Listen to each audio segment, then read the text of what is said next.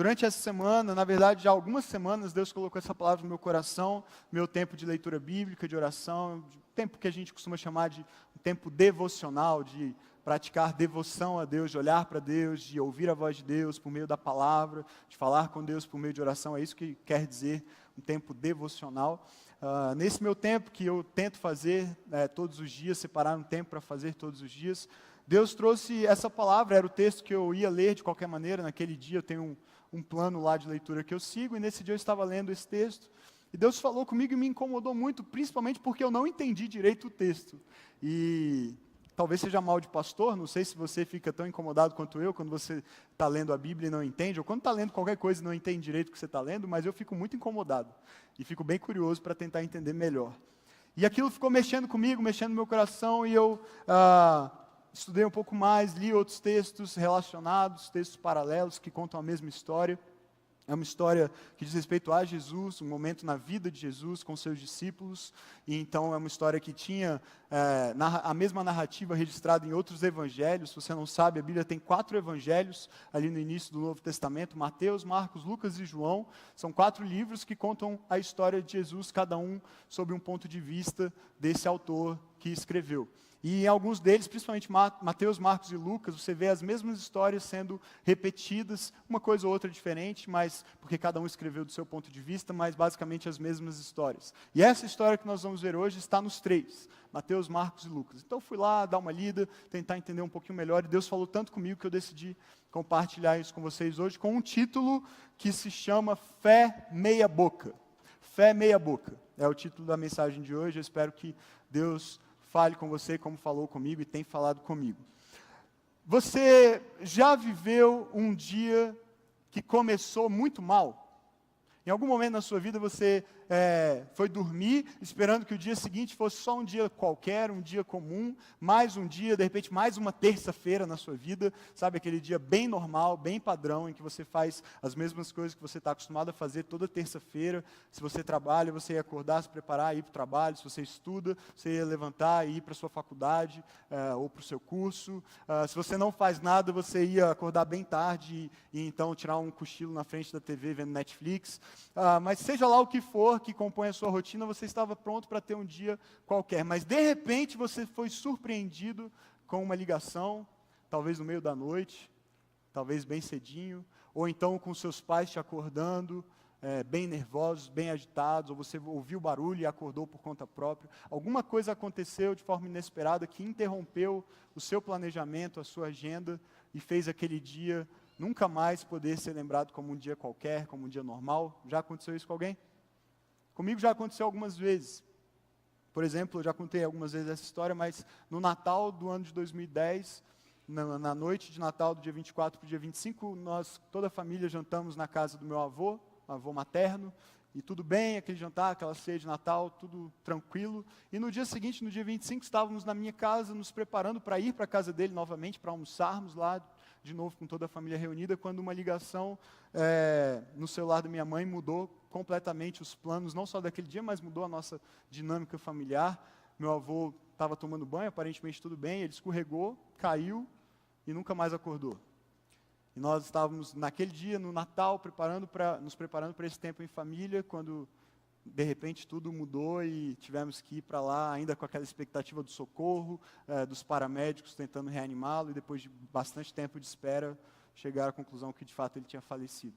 Mudou completamente os planos de um Natal, os planos de um dia que era para ser um dia festivo, um dia feliz, e é um dia que fica na nossa memória, com aquelas imagens, com aquelas lembranças. Talvez isso já tenha acontecido com você, talvez nada, talvez tão drástico assim, mas alguma coisa que interrompeu o seu planejamento e fez você rever alguns conceitos, rever valores, ou rever seus planos e sonhos para a sua vida, e principalmente fez você rever a sua fé. Fez você olhar para a sua fé de uma maneira diferente, fez você talvez questionar a sua fé, o seu relacionamento com Deus, porque você pensou assim, mas será que Deus não viu isso? Será que Deus não se importa comigo? Será que Ele não sabe o que eu estou sentindo ou o que eu estou sofrendo? E essa história que eu vou ler para vocês, contar para vocês hoje, é uma história que me confrontou porque me fez pensar a respeito da minha fé. Que tipo de fé eu tenho? E eu quero propor isso para você e desafiar você nessa noite a refletir sobre o tipo de fé que você tem. Se é que você tem uma. Se você não tem, você é bem-vindo também, mas eu creio que o Espírito Santo de Deus, nós cremos assim, Ele fala ao nosso coração e Ele desperta fé no nosso coração. Eu espero que nessa noite você saia daqui, pelo menos com um pouquinho mais de fé do que você chegou. Mas todos nós, em algum momento, somos confrontados com a realidade de que a nossa fé está parecendo meia boca. Está parecendo uma fé meio lá, meio cá, uma fé não tão forte, não tão sólida, não tão consistente, uma fé que se move de acordo com as circunstâncias da vida. E os discípulos de Jesus viveram um momento assim, de ter a fé deles questionada, e questionada por ninguém mais, ninguém menos do que o próprio Jesus. Essa história está em Lucas, no capítulo 8, se você tiver uma Bíblia, você pode acompanhar, ou então acompanhar aqui no telão. Lucas capítulo 8, a partir do verso 22, e a história diz assim: certo dia, um dia qualquer, um dia normal, um dia como qualquer outro, Jesus disse aos seus discípulos: vamos para o outro lado do mar. Na verdade, eles chamavam isso daqui de mar, e até hoje esse lugar é conhecido como o Mar da Galileia, mas na verdade é um grande lago, não é um mar de fato. Eles chamavam de mar porque para eles, naquela região, naquele lugar ali, ele era muito grande, ele era visto como um mar. Então você olha assim e fala: vamos para o outro lado do mar, deve ter sido uma viagem bem longa, né? Mas calma, é um lago, ok? Assim entraram num barco e partiram. Durante a travessia, Jesus caiu no sono. Eu acho fantástica essa história, dentre várias razões, porque Jesus cai no sono no meio da história. Isso é muito legal, né? Porque a gente, principalmente se você acredita em Jesus como Deus, como Filho de Deus, é uma cena um pouquinho estranha, vamos combinar, você imaginar que eles estão andando de barco, Jesus e os discípulos, e Jesus vai tirar um cochilo. E se você olhar numa outra passagem, na passagem essa mesma história é registrada no Evangelho de Marcos, a gente está lendo Lucas, você vai ver que Marcos registra ainda mais um detalhe. Diz que Jesus estava deitado com uma almofada na parte de trás do barco. Acho que é popa que chama, eu não entendo nada de barcos, mas na popa do barco Jesus está com uma almofadinha, suavemente tirando um cochilo. E é muito massa essa história, porque é uma história que você vai ver, no final dela, ela aponta claramente para a divindade de Jesus, para a natureza dele como Deus, mas que já no começo mostra também a natureza humana de Jesus. Jesus é 100% homem, Jesus é 100% Deus, é por isso que a gente se identifica com Ele, e é por isso que Ele nos reconecta com Deus, por causa da sua humanidade, da sua divindade. E aqui você vê que a história começa com Jesus tirando um belo cochilo. Então, quando você tiver sono e for tirar um cochilo, não se sinta tão culpado, porque Jesus também teve sono, Jesus também dormiu. Logo, porém, e aí vem o problema, a história começa a ficar interessante, logo, porém, veio sobre o mar uma forte tempestade. Então, combine agora as duas informações que você acabou de ter, e você tem uma forte tempestade num barco, e Jesus fazendo o quê? Tirando um cochilo, numa almofada. O barco começou a se encher de água, colocando-os em grande perigo. Não foi um ventil qualquer, não foi uma tempestade comum, eles estavam em grande perigo. E lembre-se que, se você não sabe disso, é uma informação nova para você, saiba que boa parte dos discípulos de Jesus, daquele grupo de 12, eram pescadores. Ou seja, não eram caras que se assustavam com um ventil qualquer, com uma brisa. Se eu estou num barco e bate uma brisa e o negócio começa a balançar, eu já me desespero. Ok? Porque eu não tenho a menor ideia de como resolver um problema se acontecer um problema. Agora, esses caras não, eles não eram assim. Eles eram caras acostumados com o mar, acostumados com a água, acostumados com tempestades, mas eles estão agora desesperados porque um grande vento, uma grande tempestade veio e o barco está enchendo de água. E adivinha só o que Jesus continua fazendo? Dormindo. Provavelmente já tem água batendo nos pés dele, talvez nos joelhos dele, eu não sei como é que era esse barco. Mas Jesus continua dormindo tranquilamente enquanto o barco está enchendo de água. E a reação dos discípulos, eu posso imaginar, é a mesma reação que eu teria, que você teria se a gente estivesse nesse lugar. Porque olha só o que eles fazem. Os discípulos foram acordá-lo, clamando: mestre, mestre, vamos morrer. E é interessante porque quando ele diz assim: mestre, mestre, nós vamos morrer, eu imagino que eles estão incluindo nesse vamos o próprio Jesus. Porque Jesus está dormindo, o barco está enchendo d'água. Então, se eu vou rodar, todo mundo vai rodar também. Jesus, inclusive. Todo mundo vai morrer afogado. E ele está dormindo. Como é possível isso? E esses caras ficam desesperados, eles entram em pânico, eles dizem, Senhor, Senhor, mestre, mestre, nós vamos morrer. Na outra passagem, nessa história registrada no Evangelho de Marcos também, a expressão que Marcos usa é, Senhor, salva-nos, vamos morrer. Senhor, salva-nos, vamos morrer. E sabe, às vezes é assim que a gente se sente diante de circunstâncias da vida. As circunstâncias apontam para o fim, como a tempestade naquele momento aponta para o fim, mas mais do que isso, Deus parece não estar nem aí. Deus parece estar dormindo. Jesus parece estar tranquilamente tirando uma soneca, enquanto a vida ao seu redor está se despedaçando e você indo junto com ela. Tudo se esvaindo, a sua vida perdendo sentido, as coisas que você ama e valoriza, você está perdendo, relacionamentos, trabalho, estudo, família, e parece que não só as coisas ao seu redor vão mal, mas parece que Deus está tirando um belo de um cochilo já há bastante tempo e Ele não está nem aí para você. E foi assim que esses caras se sentiram. Provavelmente eles tentaram resolver de todas as maneiras, eles mexeram com as velas, eles tentaram com baldes talvez tirar a água de dentro do barco, mas no final das contas eles precisaram gritar e acordar Jesus e dizer, Senhor, fato é que nós vamos morrer. A história continua, e depois de acordarem Jesus, o texto diz que, quando Jesus despertou, ele repreendeu o vento e as ondas violentas, e a tempestade parou, e tudo se acalmou. E então ele lhes perguntou, onde está a sua fé? Onde está a sua fé? Pergunta interessante essa, né? Aonde está a sua fé? Jesus não disse para eles que eles não tinham fé. Mas Jesus perguntou, a fé que vocês têm, onde é que está? Onde é que foi parar? E a reação deles, a história termina assim, verso 25 de Lucas, capítulo 8, admirados e temerosos, os discípulos começaram a cochichar e dizer entre si, quem é este homem? Quando ele ordena, até os ventos e o mar lhe obedecem. Até os ventos e o mar lhe obedecem. Sabe, a gente não tem como controlar a tempestade, muito menos a gente tem como controlar a reação de Deus diante da tempestade. Quando você sente que o caos se instalou ao seu redor, e pior do que isso, Deus parece não estar nem aí para você e para o que você está vivendo, aparentemente a gente não tem muito o que fazer, não é verdade? A gente não tem muito poder nas mãos e controle para mudar isso. Para mudar Deus, para mudar a tempestade. Muitas vezes a nossa reação é essa que eles tiveram. Desespero, pânico, pavor. É o fim. Não há mais saída, não há o que fazer. E sabe, às vezes a gente trata a fé como se ela fosse algo automático. Como se ela fosse um mero sentimento que precisa despertar automaticamente no momento em que eu preciso dela. Então eu penso assim, no momento em que eu tiver uma dificuldade, no momento em que eu passar por uma crise, a minha fé, a fé que eu tenho, ela vai despertar miraculosamente, automaticamente, ela vai surgir, não sei de onde, e ela vai me sustentar, e ela vai me ajudar a passar por essa situação difícil. Mas sabe de uma coisa? Não é assim que funciona. A fé não é algo despertado de forma automática. A fé não é só um sentimento que brota no nosso coração absolutamente do nada. A fé é mais do que tudo uma atividade que eu e você precisamos exercitar.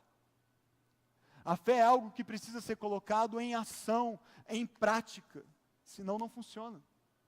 Ela não simplesmente surge do nada, porque ela é sim um dom de Deus, ela é um presente de Deus, a palavra de Deus diz isso, a fé é um dom de Deus, Ele dá fé para a gente, mas nós podemos simplesmente fazer como os discípulos, guardá-la em algum lugar, e no momento que a gente precisa ouvir de Jesus, espera aí, onde é que foi parar a fé que vocês têm?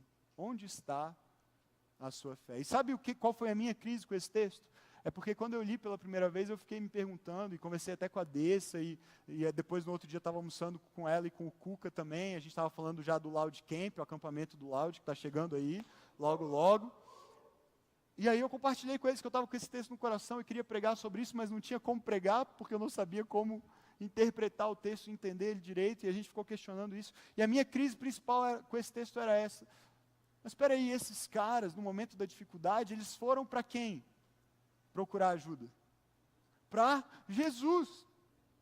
No momento da crise, no momento da tempestade, no momento da dificuldade, eles não tentaram só resolver com o braço deles, eles não recorreram a outros deuses, eles não tentaram outras estratégias, eles foram até Jesus.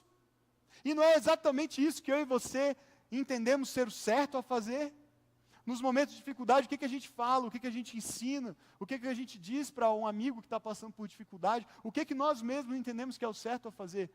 Se eu estou mal, se há uma situação difícil, se há uma situação talvez até impossível na minha vida, eu preciso recorrer a Jesus, a Deus, eu preciso buscar a Deus, eu preciso clamar, e o texto diz que foi exatamente o que eles fizeram, eles clamaram. Mas sabe de uma coisa? Os discípulos usaram numa mesma sentença duas coisas absolutamente incompatíveis. Se você pegar o registro de Mateus, acho que eu falei Marcos, mas na verdade é Mateus, a respeito daquele versículo quando eles vão acordar Jesus, eles usam a seguinte frase: Senhor, salva-nos, exclamação, vamos morrer, exclamação. Entende a contradição? Entende como isso não pode ser interpretado como uma fé forte? Porque você não pode na mesma frase dizer, Senhor, me salva, Senhor, eu vou morrer. Entende? É uma contradição, não tem como as duas coisas estarem na mesma frase ao mesmo tempo. Por isso Jesus se volta para eles e diz, onde está a sua fé? Porque sim, você veio a mim, mas você não veio confiando que eu vou te salvar, confiando que eu vou te resgatar, confiando que eu tenho poder o bastante para acalmar a tempestade. Você veio a mim com um grito de desespero, declarando já a sua sentença de morte. Você veio dizer que você vai morrer. Então, se você vai morrer, eu vou continuar dormindo, porque eu não tenho o que fazer. Você já disse qual é o final da história? Você não me convidou para intervir na história e alterar o final da história. Você declarou o final da história e ainda por cima estragou o meu cochilo. Sabe, às vezes é assim que a gente interpreta a nossa fé. A gente acha que a gente tem fé quando no momento do desespero a gente grita e briga com Deus e reclama que Deus não faz nada, e a gente fica de birra e sai da igreja porque ninguém se importa e Deus nem deve ser tão real assim, sabe? E a gente desiste de crer porque se Deus não responde, Ele não faz nada a respeito do que eu estou vivendo, então é melhor eu viver minha vida lá fora, do meu jeito. A gente dá piti, a gente desiste, a gente entra em crise de existência. Mas Jesus se volta para esses caras e ele diz, onde está a sua fé? Onde está a sua fé? Como eu falei, a fé não é um sentimento, ela não vai despertar automaticamente no momento da dificuldade, se você simplesmente esperar que isso aconteça. É preciso exercitá-la, é preciso fazer algo a respeito dela. A fé é uma atividade. Deus não apenas nos dá fé para que nós, crendo nele, sejamos salvos um dia. Possamos ir para o céu. Essa fé é um ato de Deus, Ele coloca no seu coração, você crê em Jesus, reconhece Jesus como Senhor e Salvador da sua vida, e então você está salvo. Mas sabe de uma coisa? A fé não é só para ser salvo, a fé é também para se viver. Porque a palavra de Deus diz assim, o justo viverá pela fé. Ele não vai viver pelas coisas que ele vê, ele não vai viver de acordo com as circunstâncias, ele vai viver pela fé. E quem é o justo? É aquele que foi justificado, foi feito justo por causa, não da sua própria justiça, não por causa das suas boas obras, mas por causa do que Jesus fez. Por causa do sacrifício de Jesus na cruz, por mim e por você, nós, crendo nesse sacrifício, podemos nos tornar justos. E a palavra de Deus diz, se você é justo, se você foi justificado em Cristo Jesus, a partir de agora a sua vida não é pelo que você vê, ou toca, ou sente, a sua vida é pela fé. É pelo que você crê. E por quem, em quem você crê. Onde está a sua fé? Como Jesus perguntou. Então a fé é uma atividade. Nós precisamos de fé para sermos salvos, sim, mas nós também precisamos de fé para viver a vida, para encarar as dificuldades, para encarar as tempestades. Nós precisamos usar a fé que nós temos, é isso que Jesus estava dizendo para eles, ao questionar onde está a sua fé, como se ele estivesse perguntando, por que é que vocês não estão usando a fé que vocês têm? Por que é que vocês não estão fazendo nada a respeito dela? mas estão enxergando apenas aquilo que os seus olhos enxergam, apenas a tempestade. Eu quero te dar 3 definições de fé, mas que não funcionam isoladamente, elas não são autônomas, você precisa juntar as 3 para funcionar. A primeira é que fé é recusar-se a entrar em pânico. Fé, ter fé, praticar fé, não apenas uma fé vazia, um sentimento de que você crê em alguma coisa, mas de fato uma fé firme e inabalável. Praticar esse tipo de fé é decidir não entrar em pânico, não importam as circunstâncias. É uma recusa. Eu não vou entrar em pânico, eu não vou me desesperar, mesmo que tudo ao meu redor diga, entre em pânico. Perca o controle, desespere-se porque não há mais esperança. É uma decisão, eu me recuso a entrar em pânico, por causa da minha fé. É a primeira atividade da fé, é a primeira decisão da fé, a decisão de não ser controlado pelas circunstâncias. Eu não entrarei em pânico, e aqui eles já começaram a errar, porque a fé deles não foi o bastante para eles tomarem essa decisão, para eles rejeitarem o pânico que os cercou, as circunstâncias aterrorizantes que os cercaram. Eles entraram em pânico. E esse pânico foi bem evidente. E esse pânico foi o que os levou a acordar Jesus e dizer, Senhor, nós vamos morrer. Não com essa calma que eu estou falando agora. Fé é recusar-se a entrar em pânico. Quando você passa por uma tempestade, por uma situação difícil na sua vida, por lutas, quando as coisas não saem como você planejou, quando você perde alguém ou termina um relacionamento, você entra em pânico ou você exerce fé. Não dá para ser as duas coisas. Não dá para crer e se desesperar. Que fé é essa? Fé em quem? Sabe, é isso que diferencia quem anda com Jesus e quem não anda. Não é que você não vai ter vontade de se desesperar. Não é que você é inabalável, você não sente dor, você não se entristece, você está sempre bem. Nada disso. Nós temos os nossos dias difíceis e como temos. Dias em que dá vontade de se desesperar, vontade de chutar tudo, largar tudo, gritar com todo mundo, e ir embora, ou não ir para lugar nenhum. Mas a questão é o que você decide fazer, mesmo sentindo isso, mesmo sendo inclinado para isso. Qual é a sua decisão? Você aceita o pânico por causa das circunstâncias, você recusa o pânico por causa da sua fé. Mas isso não é suficiente. Não basta apenas recusar-se a entrar em pânico. Há uma segunda definição que eu quero compartilhar com você de fé hoje, é se lembrar do que você acredita. Fé é mais do que se recusar a entrar em pânico, é também se lembrar do que você acredita. Pensa na cena. Pensa nos caras andando de barco com quem? Com o próprio Deus, em forma humana. Era isso que estava no barco com eles. Essa pessoa, Jesus. Eles tinham visto esse cara fazer milagres, eles sabiam quem ele era, não sabiam completamente, não tinham entendido tudo ainda, eles oscilavam muito como eu e você oscilamos, os discípulos não eram caras perfeitos, longe disso, mas naquele momento, eles precisavam ter se lembrado do que eles acreditavam, e eles não se lembraram. Tudo que eles conseguiram ver foram as circunstâncias. No mínimo, eles tinham que parar e fazer uma pergunta, peraí, Jesus está no barco, está parecendo que a gente vai morrer afogado, mas essas duas coisas não combinam. Já imaginou o fim da história? Esquece cruz, esquece redenção. Cadê o Messias que viria e sofreria por vocês, pagaria os preços pelos pecados, sofreria até a morte na cruz, derramaria o sangue dele por vocês? Ah não, morreu afogado um dia desse lá no Mar da Galileia. Numa tempestade e tal, ele estava dormindo, não conseguiu fazer nada, não sabia nadar. Pensou o fim da história desse jeito? Foi esse o fim que esses caras cogitaram. A declaração de morte deles incluiu o próprio Jesus. Senhor, você está dormindo, mas a gente vai morrer, está entrando água no barco, tem alguma coisa errada. No mínimo, eles tinham que parar e pensar, se esse é o Filho de Deus, se ele é quem ele diz ser, se ele é quem nós acreditamos que ele é, tem alguma coisa, alguma parte da história que a gente ainda não pegou.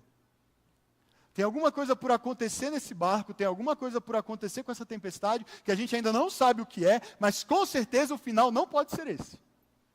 É quando você vai assistindo um filme, e aí você vai imaginando já como é que ele vai terminar, e você já vai ficando agoniado por dentro, angustiado, falando, não pode terminar assim, não pode terminar assim, não pode terminar assim, e aí termina assim, você...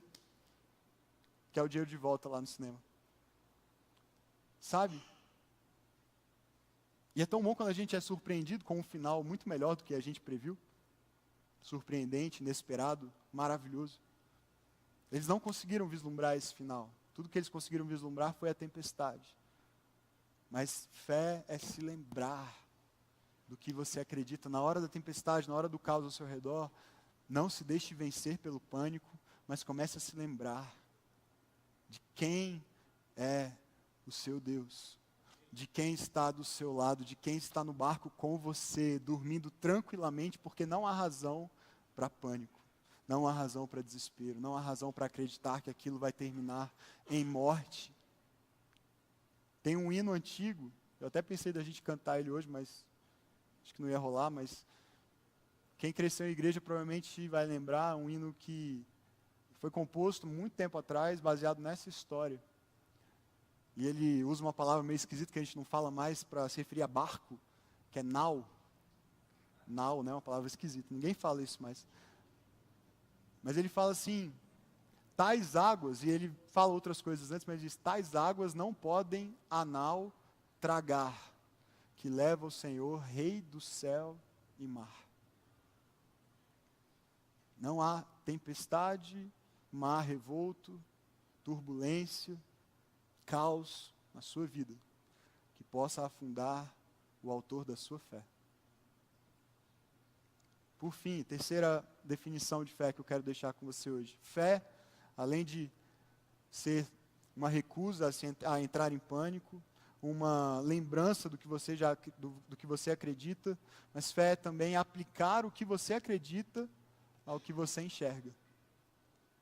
Aplicar o que você acredita ao que você vê, ao que você enxerga. Não basta se lembrar, preciso aplicar o que você sabe ser verdade, à sua realidade, ao caos ao seu redor. É dizer, se isso é o que eu creio, se essa é a verdade, eu não vou entrar em pânico, e eu vou trazer essa verdade para a minha vida, para a minha realidade, vou viver não a partir do que eu vejo, não a partir do que eu enxergo, mas a partir do que eu creio e de quem eu creio. De onde está a minha fé? Jesus fez uma pergunta muito simples para eles. Onde está a sua fé? E é essa a pergunta que eu quero fazer para você hoje. Onde está a sua fé? Tem um texto em Hebreus, capítulo 12, verso 2. Depois do capítulo 11 todo de Hebreus, falar sobre fé e sobre os heróis da fé, personagens da história que tiveram grandes atos de fé. No início do capítulo 12, o autor de Hebreus diz assim, que a gente deve correr com perseverança a corrida que Deus nos propôs, colocou diante de nós, a vida, a trajetória que Ele estabeleceu para mim e para você, e aí Ele diz assim, olhando firmemente para Jesus, autor e aperfeiçoador da nossa fé. A gente vive a vida não olhando para a tempestade, a gente vive a vida olhando para Jesus, porque Ele é o autor da nossa fé, mas Ele não é autor de uma fé meia boca. Ele é autor de uma fé perfeita. Ele aperfeiçoa a nossa fé, à medida em que nós cremos nele. Sabe, a fé é o que Deus nos dá. Mas Ele não nos dá ela pronta. Ele não nos dá ela acabada. E é por isso que Ele coloca provações na nossa vida, dificuldades, tempestades na nossa vida.